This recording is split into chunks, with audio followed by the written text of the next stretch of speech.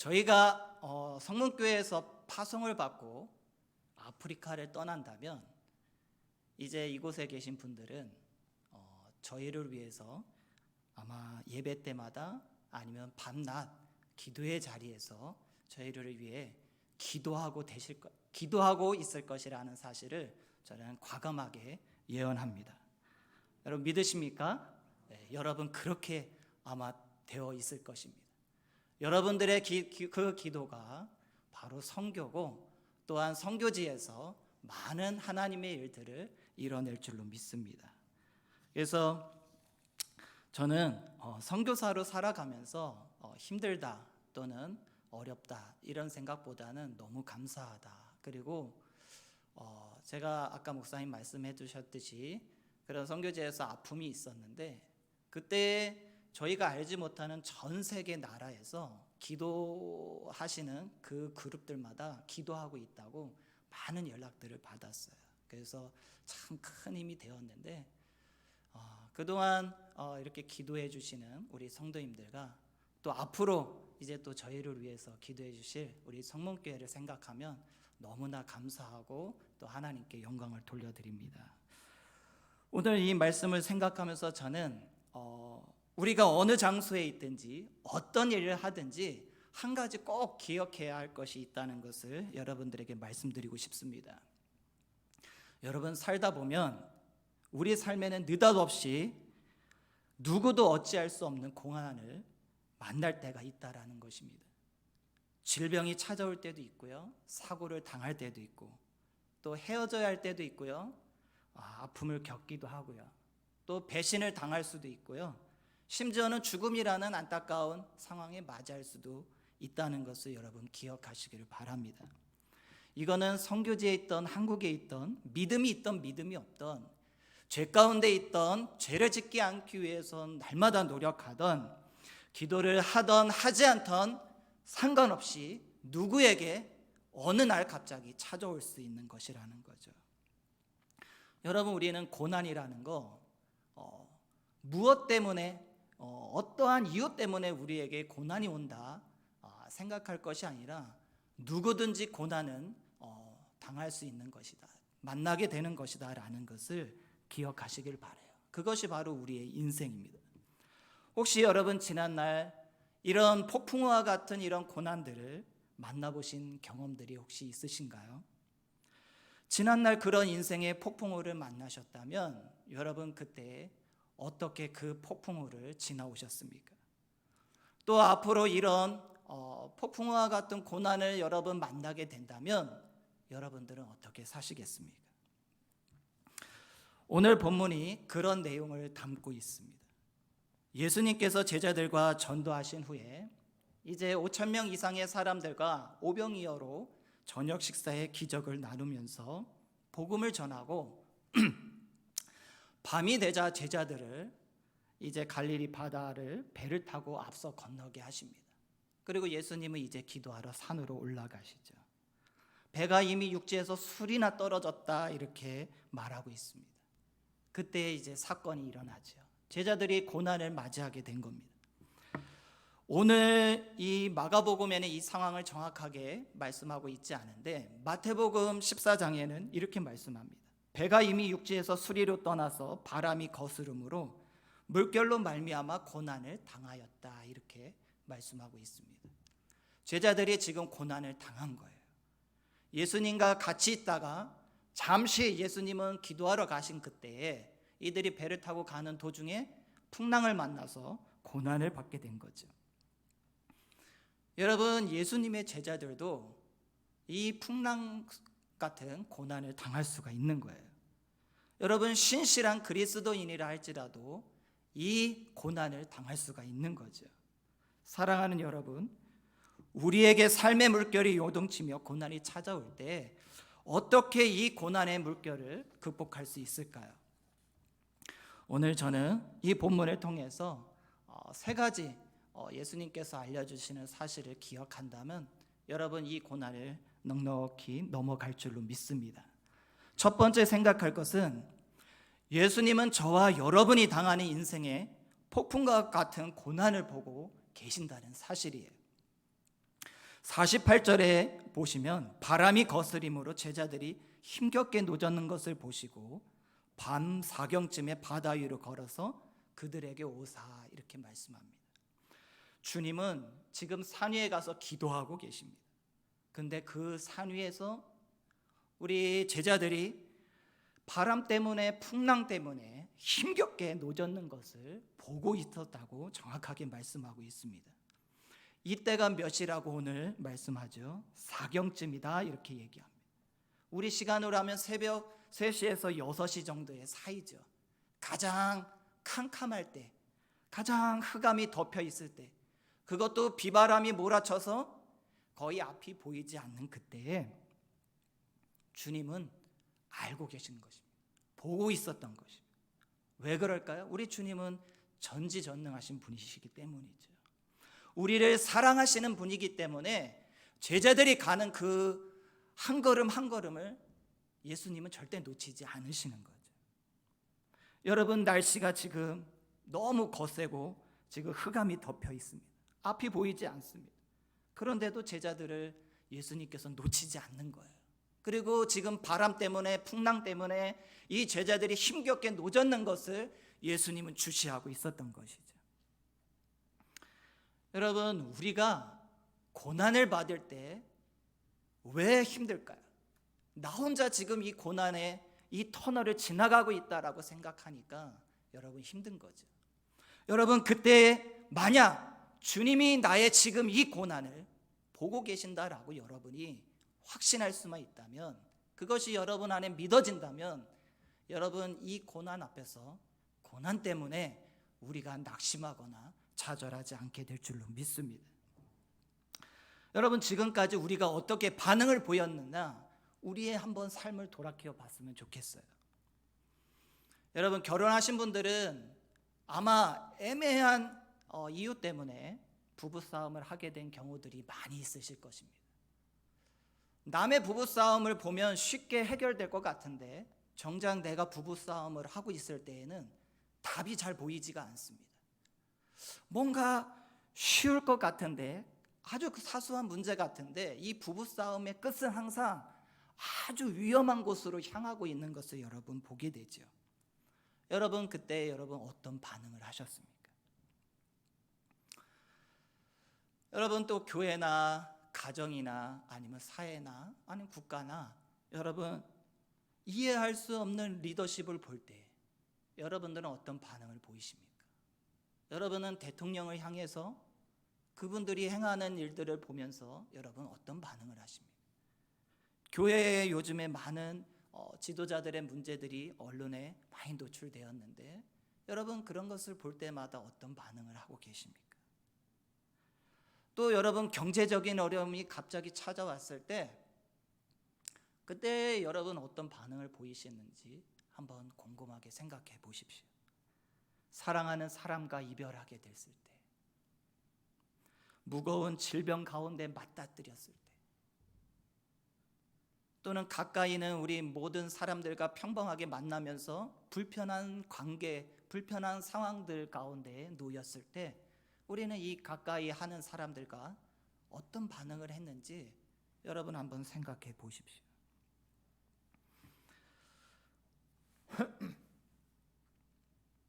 저는 지금까지 살면서 얼마 살진 않았지만 3번의 큰 풍랑과 같은 이런 고난을 넘어간 적이 있습니다. 제가 2002년도 월드컵 할 때 결혼식을 했습니다. 결혼 한 달을 앞두고 제가 지방에 내려갔다가 새벽에 고속도로를 올라오는 길에 그날 정말 폭풍과 같이 앞이 보이지 않는 그런 비가 내리는 때에 옆에 큰 트레일러가 사선에서 대각선 사선에서 물을 계속 뿌려가지고 더 이상 제가 어떻게 앞이 보이지 않아서 운전을 할 수 없는 상황 가운데 있었습니다. 그냥 그것이 지나가기만을 기다릴 수밖에 없는 상황이 되었을 때 중앙 분리대를 부딪히고 그때 고속도로에서 수없이 계속해서 돌고 있다가 제가 이제 기절했다가 그 와이퍼 소리에 깨어났습니다. 눈을 떠보니까 이제 문이 안 보입니다. 문을 열려고 봤더니 문이 안 보여요. 보니까 저 위에 문이 있는 거예요. 그래서 가까스로 이제 제가 그 문을 나와서 그 앞에서 이제 결혼할 전 아내와 통화를 하는데 제 안에서 계속해서 저도 모르는 웃음이 나오는 것을 그때 보게 되었어요. 그 사고가 탁 나면서 필름이 이렇게 지난 과거가 돈다 그러잖아요. 정말 지난 일들이 이렇게 다 지나가면서 그때 일들을 회개도 하게 되고 그때 일을 반성도 하게 되고 이러면서 사고가 났어요. 그리고 나왔는데 어떤 마음이 순간 들었냐면 하나님이 나에게 새로운 인생을 허락하셨구나. 이제 남은 인생은 덤이구나. 이 남은 인생은 이제 하나님께 드려야 되는 우리 주님이 원하시는 인생이구나. 이 생각이 드니까 통화를 하는데 너무 기뻐서 웃음이 나면서 제가 통화한 기억이 있습니다. 그때 자동차 보험을 제가 책임 보험만 들고 있어서 병원에 갈 수가 없어서 이제 집에서 치료를 하는데 거울을 보니까 얼굴이 피를 고여가지고 얼굴이 크게 부어 있고 막 사방에 피투성이가 되어 있고 유리가 박혀 있고 막 그런 상황인데도 그 아픔이 하나도 느껴지지가 않고요. 주님이 나와 함께 계시고 나를 보고 계시고 주님께서 나를 지금 살려주셨다 이 믿음이 생기니까 그 순간에 나오는 것은 기쁨과 웃음밖에 없더라고요. 그래서 그 시간을 잘 넘어간 것 같습니다. 두 번째는 저희 어머니 소천인데요. 저희 어머니와 저의 나이 차이는 20살이었습니다.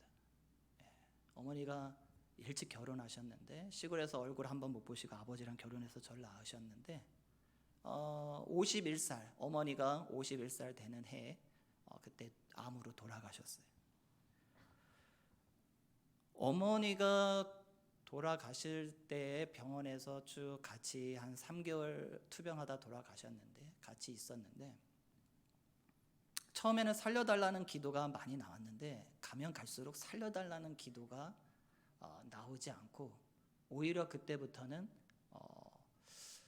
천국에 들어갈 어머니를 하나님께서 보여주실 때 그 감격이 너무 커서 오히려 하나님 앞에 감사하면서 어머니를 젊은 나이셨지만 맡겨드린 기억이 있습니다.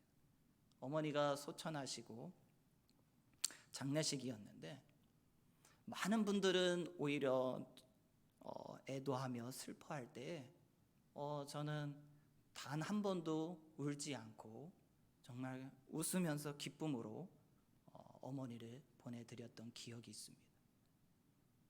그렇지만 지나고 나서 어머니가 생각할 때마다 오열한 적은 많지만 그러나 장례 자체가 슬프지가 않고 오히려 그 시간이 기뻤던 것을 아직도 기억합니다. 그리고 마지막 이제 세 번째 가장 큰 고난은 바로 이제 선교지에서 암이 투병돼서 추방과 함께 나와서 암 투병을 하던 그 시기입니다. 암이 발병했다라는 사실을 들었을 때 충격은 진짜 세상을 다 잃은 듯한 느낌이었습니다. 같이 중국 병원에서 나왔을 때 반신반의하면서도 틀리다라는 생각보다는 암인데 어떡하지 이런 생각에 둘이서 계속해서 하염없이 울었던 모습을 봅니다. 너무 초라한 모습, 아무것도 할 수 없는 그런 모습 속에서 정말 그 고난 앞에 무너지는 저의 모습을 그때 보게 되죠. 그리고 한국에 나왔습니다.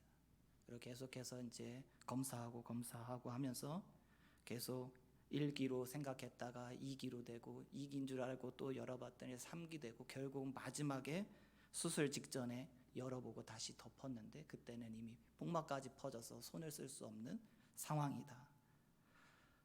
계속해서 늘어나는 이런 악화되는 모습에 또 한번 무너지기 시작하고, 그때 다시 또 붙잡고 손 붙잡고, 처음 발병했을 때는 하루 종일 울었는데 이번에는 계속 이렇게 병이 진전될 때에는 잠깐 서로 마주보고 울다가 또 하나님께서 하실 일이 있을 것을 기대하면서 또 이겨냈던 기억이 있습니다.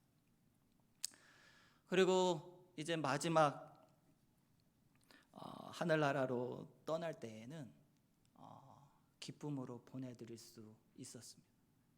그 이유는 마지막 일주일 남겨놓고 이렇게 얘기합니다. 하나님께서 나 용서하신대. 예수님이 이제 두 팔 벌리고 저기서 예수님께서 나를 오라고 하셔 하면서 그 예수님을 만났던 그 장면들을 하나하나 얘기해 주는데 제가 더 이상 붙잡을 수가 없었어요. 그리고 그 하나님 앞에 들어가게 된 그 기쁨 때문에 아무 마약이 너무 심해서 사실은 정신이 왔다 갔다 하는 이런 상황인데도, 거의 말할 수 없는 상황인데 예수님을 만난 후에 일어나서 찬양하고 예배하고, 그리고 예수님께서 어떻게 자기에게 말했는지를 저에게 얘기했을 때 저는 붙잡을 수 없었고 너무 기뻐하면서 주님께로 가야 된다고 하는 그 아내의 모습을 보면서 정말 다시 한번 하나님의 크신 사랑을 보게 되었고, 그 하나님이 함께하고 그 모든 과정을 지켜보고 계셨고, 그리고는 이제 하나님께서 받으시겠다라는 이 확신을 보여줄 때 그 과정을 믿음으로 넘어갈 수가 있었습니다.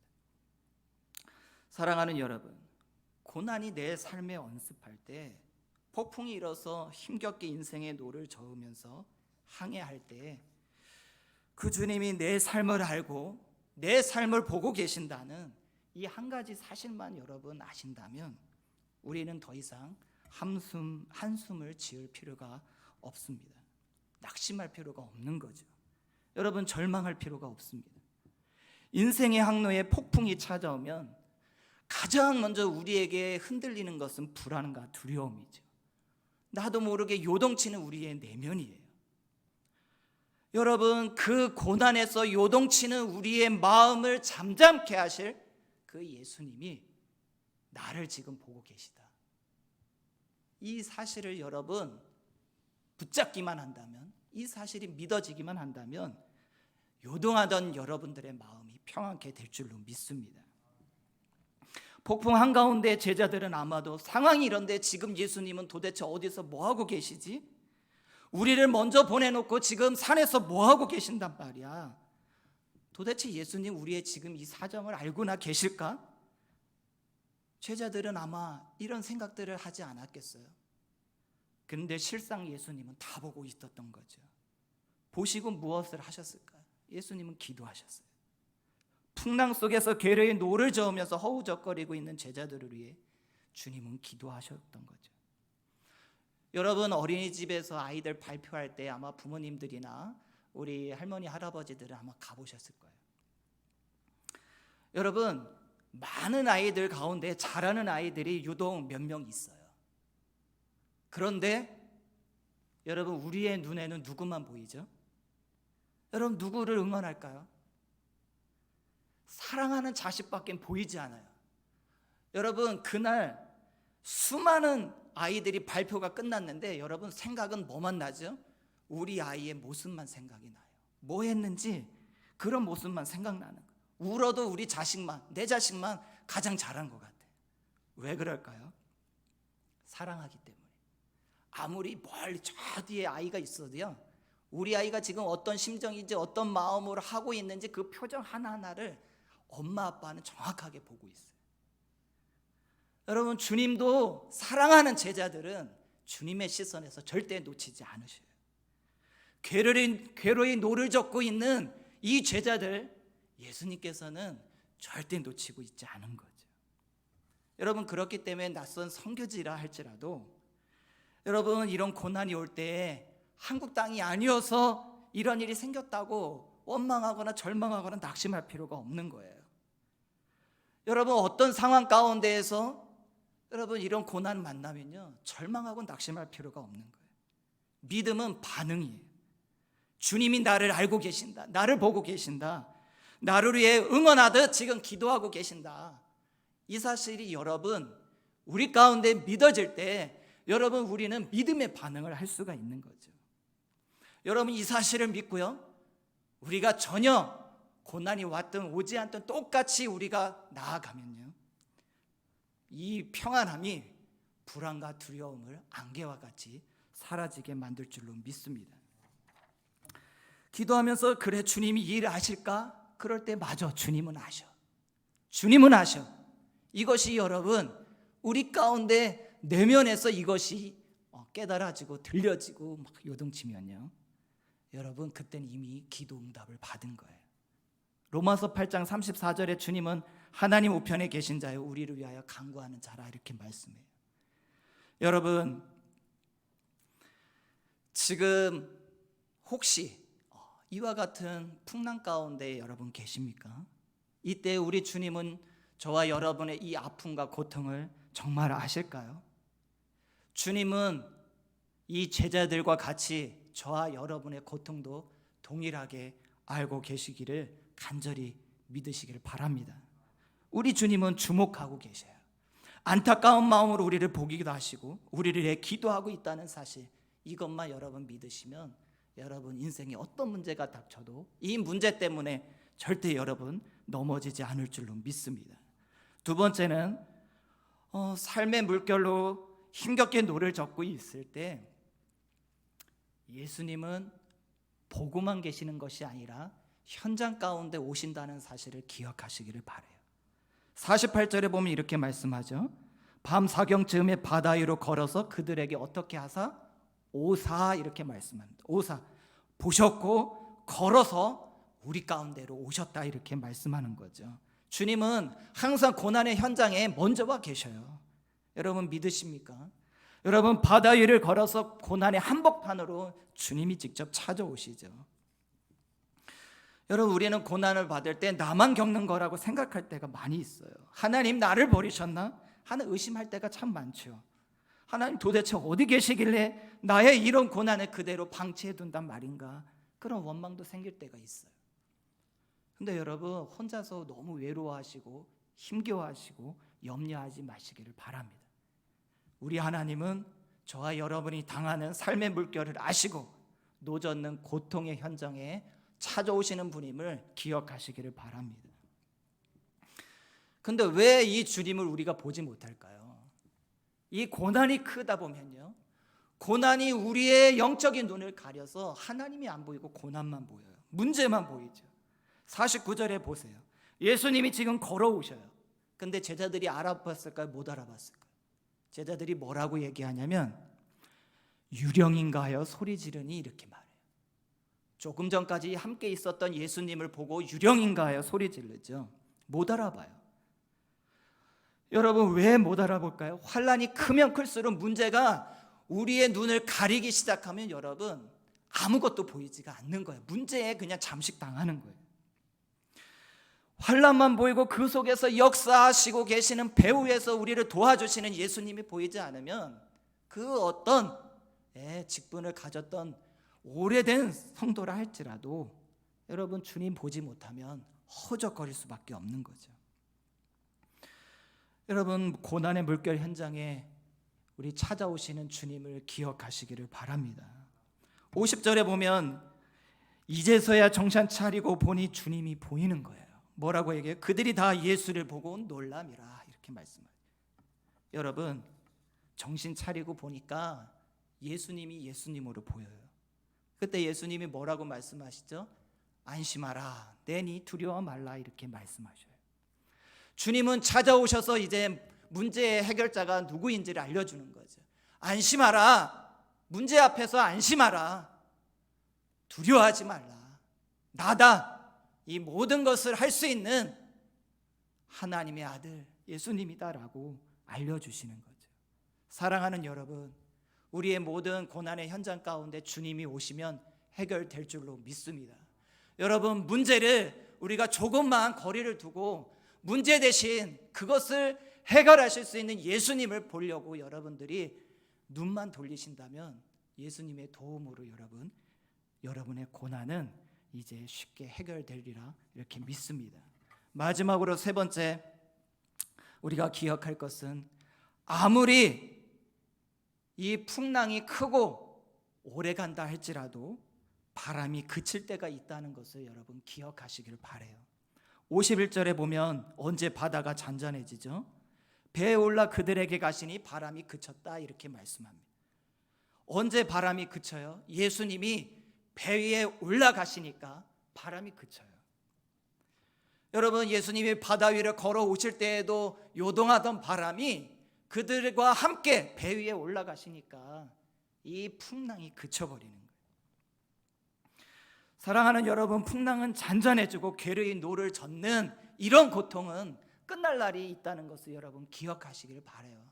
이것이 평생 될 것처럼 고난이 아무리 크게 보여도 여러분 그것은 반드시 해결될 날이 있다는 거예요. 그때가 언제예요? 가장 빠른 길은 예수님을 우리 인생의 배 안에 내 주인으로 여러분 예수님을 모신다면 여러분 그 문제는 우리가 속히 해결될 줄로 믿습니다. 여러분, 청지기로 사는 사람과 주인으로 사는 사람의 차이가 뭔지 아세요? 청지기로 사는 사람들은 문제에 여러분 힘들 필요가 없어요. 왜냐하면 주인에게 맡기면 되거든요. 근데 주인은 문제가 생기면 해결하기 위해서 힘든 거죠. 여러분, 우리가 지금 문제가 왔을 때 힘들고 어렵고 절망 가운데 있다는 것은 내가 내 삶의 주인이라고 우리가 생각하기 때문에 여러분 힘든 거예요. 여러분, 죽은 자는 여러분 감정이 없죠. 여러분, 십자가에 우리가 못 박히고 이제 나의 주인은 예수님입니다 라고 우리가 우리의 인생을 예수님께 드릴 수만 있다면, 내 삶의 중심에 예수님을 주인으로 모시기만 한다면 여러분 우리는 우리에게 닥치는 그 어떤 고난이나 문제 앞에서 흔들리고 요동할 필요가 없다는 거예요. 요동하는 건 내가 아직 살아있는 거고 내가 아직 주인인 거죠. 주님께 맡길 때 주님을 그리고 이제 나의 주인으로 모시고 어떻게 할까요? 주님, 항상 주님 앞에 물으면서 주님의 도움 가운데 한 걸음 한 걸음 나아간다면 여러분들의 인생은 우리 주님이 주인 되셔서 책임져 줄 줄로 믿습니다. 사랑하는 여러분, 혹시 고난의 물결 가운데 있습니까? 제자들처럼 주님과 아주 가까이 있는 사람들도 이 고난을 만날 수 있는 거예요. 하나님이 나를 미워해서 버려서가 아니에요. 내가 죄가 많아서도 아니에요. 여러분 누구나 다 당할 수 있는 거예요. 더 중요한 것은 그 문제를 해결자이신 예수님을 찾느냐 찾지 않느냐, 그것이 문제인 거예요. 여러분 이제 예수님을 찾으시기를 바라요. 우리 앞날에 하나님 고난이 앞으로는 닥치지 않게 해주세요 라고 기도하는 것보다, 또는 문제가 있을 때 하나님 이 고난이 속히 물러가게 해주세요 하는 기도보다 더 중요한 것은 이 모든 것을 해결하실 수 있는 주님을 찾는 거예요. 하나님이 원하는 것은 우리가 주님을 찾고 주님과 인격적인 교제를 하기를 원하는 거지, 이 문제를 해결하고 뛰어넘으라고 우리 하나님이 예수님을 보내주신 게 아니에요. 여러분을 택해 주신 게 아니에요. 여러분 이 고난 누구나 당할 수 있어요. 그리고 이제 이 고난 가운데 이것을 예수님과 함께 넘어가기를 하나님은 원하셔요. 여러분 어떤 상황이 있든지 우리 모든 것을 해결하실 수 있는 우리 예수님을 날마다 찾으시길 주의 이름으로 간절히 바랍니다. 그래서 지금 누구나 다 어려운 시기를 겪고 있는데 이때 누구나 다 똑같이 살지를 않습니다. 어떤 분들은 이때에도 하나님의 은혜로 감사하며 기뻐하며 넉넉히 살아가는 분들이 있습니다. 저와 여러분들이 이와 같은 모습으로 날마다 주님을 드러내며 주님의 영광을 나타내며 살아가는 주님의 제자가 되길 주의 이름으로 간절히 바랍니다.